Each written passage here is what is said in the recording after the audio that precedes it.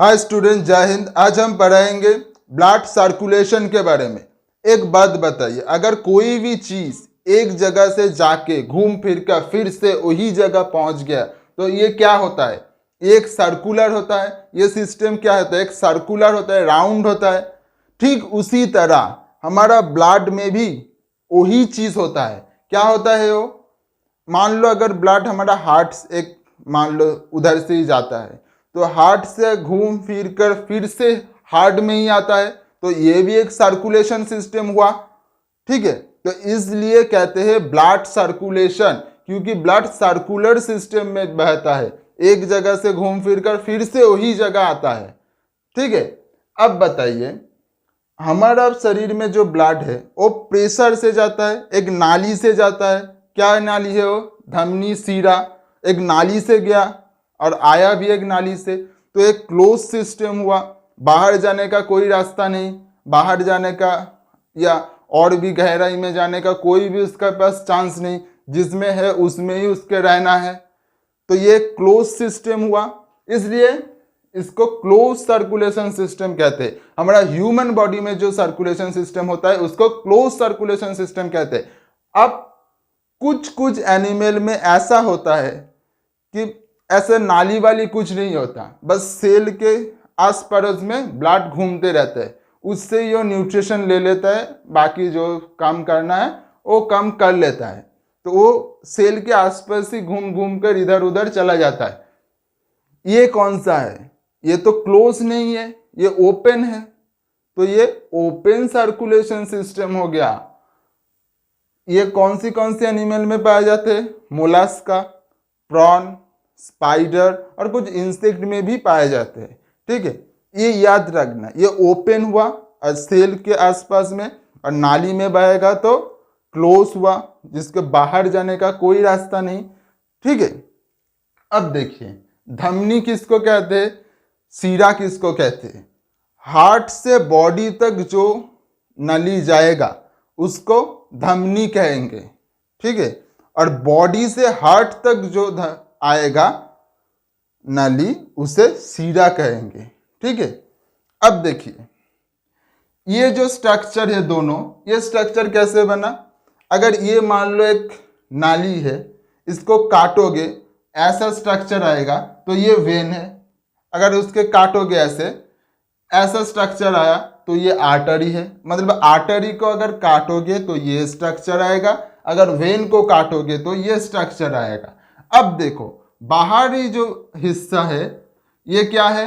Collagen है। अब मैं पढ़ाया था अगली क्लास में, पहली क्लास में मैंने पढ़ाया था, ब्लड जब पढ़ रहा था, क्या कि कोलाजन अगर बढ़ जाता है तो अंदर का जो है गैप है जहां से ब्लड आता जाता है वो बहुत छोटी हो जाता है, तब प्रेशर और ज्यादा हो जाता है। तब क्या होता है? उसे फाड़ देता है, हैमरेज होता है।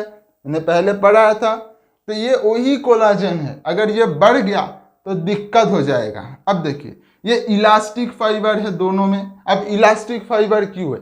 एक बात बताइए, अगर आप टाइट एकदम फिट जमा कपड़ा वगैरह पहनिएगा और एक खाना वाना खा के पेट पेट फूल गया तो बहुत दिक्कत होगा। लेकिन अब अगर ठीक ठाक इलास्टिक कपड़ा पहनेगा तो सही होगा। अगर खाना भी खा लिया तो कोई दिक्कत नहीं होगा, अगर टाइट पड़ोगे तो दिक्कत होगा ना। ठीक उसी तरह इधर भी प्रेशर होता है ज़्यादा, कभी कम भी हो जाता है, प्रेशर अप डाउन होता है ना। लेकिन इसलिए इलास्टिक करके ले, जब जाएगा तो इलास्टिसिटी एक मेंटेन करके रखे, इसलिए ये इलास्टिक फाइबर इधर बनाया है। अब देखिए, ये जो अंदर का जो गैप नजर आ रहा है इसको क्या कहते हैं? इसको लूमेन कहते हैं। ठीक है, इसके जो गैप है, लूमेन है आर्टरी का यानी धमनी का, वो बहुत छोटी है। ठीक है, और इसके बहुत बड़ी है। अब क्यों बड़ी है क्यों छोटी है अभी पता था। देखिए, इसके अंदर प्रेशर कितना आ जाता है? 120। इसके अंदर प्रेशर कितना होता है? 80। मतलब धमनी से जाने में 120, आने में 80। अब एक बात बताइए, इतना प्रेशर होगा तो एक बड़ा पाइप डाल दोगे तो थोड़ी ना प्रेशर ज्यादा होगा। अगर थोड़ी कम रेडियस कर दोगे तो बहुत तेजी से जाएगा, इसलिए ये छोटी है। और ये बड़ी होने के कारण इसका प्रेशर कम है, ठीक है।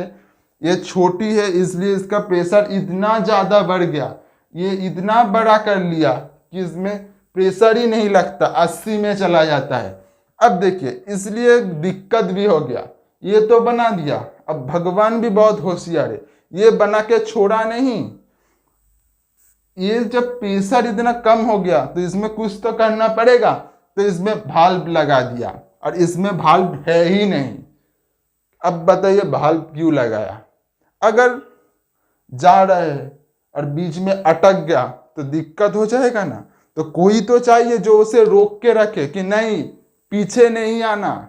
तो इसलिए भाल्व, अगर समझ लो ये एक वाल्व है, ठीक है, ये एक वाल्व है, नीचे से ऊपर तक जा रहा है, ब्लड जा रहा है, तो ब्लड जाने तक खुल गया। अगर जाते जाते रुक जाता है तो पीछे धकेल देगा, अगर ऐसे होगा तो लॉक हो गया, नीचे नहीं आ पाएगा। तो इसका यही वाल्व का काम है। अब देखिए, वाल्व जब बंद हो गया ना, तब पिछली वाला जो ब्लड आएगा वो बहुत जोरों से, बहुत प्रेशर से आएगा कि उसको भी लेकर चला जाए कि चल चल चल, तू इधर क्या कर रहा है, सामने काम है तेरी, चल। लेकिन जब ऐसा होता नहीं तब क्या होता है? ब्लॉकेज होता है ना, तभी हॉस्पिटल में जाना पड़ता है। डॉक्टर कहते कि ब्लॉकेज हो गया, ये हो गया, वो गया, तो ये ब्लॉकेज हो जाता है। अब देखिए, ये तो पहले ही बताया कि ये मोटा है और ये बहुत पतला है, ठीक है। अब ये मोटा है, और मोटा क्यों है ये तो अब समझ गए होंगे। अगर बहुत प्रेशर से जाएगा, अगर पतला कुछ रखेगा तो उसे फाड़ देगा, तो उसको बहुत मोटी तरीके से लगना पड़ेगा। तो ये बहुत मोटी है, आपको पिक्चर में भी दिख रहा है। और ये पतला क्यों है? उसका प्रेशर ही नहीं है बबुआ, तो उसका मोटा करके क्या करेगा? थोड़ा पतला पतला कर दो, कम चल जाएगा, तो इसका पतला हो गया, ठीक है। अब देखिए, अभी अभी क्या था, हार्ट से बॉडी तक जाएगा तो उसे आर्टरी कहेंगे। वेन कौन सा कहेंगे? बॉडी से हार्ट तक जाएगा। अब हार्ट से बॉडी तक क्या जाएगा? ऑक्सीजन ब्लड परिवहन करेगा। बोला था मैंने, पहले भी बोला था। अब ऑक्सीजन ब्लड जब परिवहन करता है तब इसका मतलब क्या? ऑक्सीजन कौन लेकर जाता है? हीमोग्लोबिन। हीमोग्लोबिन कहाँ रहता है? आरबीसी में रहता है। अब हीमोग्लोबिन के वजह से ही ब्लड का रंग क्या होता है? लाल होता है। तो फिर क्या होगा? इसमें जो ब्लड आएगा, मतलब जाएगा, वो लाल कलर का ही होगा ना, क्योंकि हीमोग्लोबिन की वजह से ही तो लाल रंग है। अब देखिए, इधर क्या होगा? वेन में क्या होगा? वेन में CO2 जाएगा। CO2 परिवहन करता है वेन।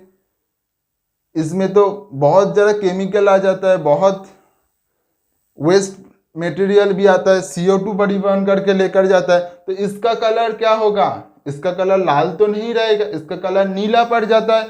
तो इसका कलर नीला है। इसका कलर लाल क्यों है? इसका कलर नीला क्यों है? समझ गए होंगे आप। अब देखिए, इस दोनों के कुछ एक्सेप्शन है। क्या है वो? Pulmonary vein, pulmonary artery. अब ये आर्टरी जब सुनते हो तब क्या याद आते हैं कि O2 परिवहन करेगा, लेकिन ये पल्मोनरी आर्टरी O2 नहीं परिवहन करता, CO2 परिवहन करता है। और ये पल्मोनरी वेन CO2 परिवहन नहीं करता, O2 परिवहन करता है। अब बताइए, ये गलत है कि नहीं गलत है?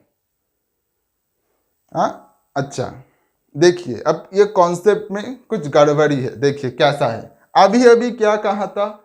हार्ट से बॉडी तक जो भी जाएगा उसे आर्टरी कहेंगे। तो पल्मोनरी आर्टरी कहाँ जाता है? हार्ट से फुसफुस यानी फेफड़ा, लंग्स, उधर जाता है, वहां पर जाके ऑक्सीजन को मिलाता है। तो हार्ट से बॉडी तक गया तो वो आर्टरी ही हुआ ना। तो इधर आर्टरी एकदम सही है, लेकिन टेक्निकल काम की वजह से पल्मोनरी आर्टरी में O2 के बदले CO2 जाता है, ठीक है। अब देखिए, वेन किधर है?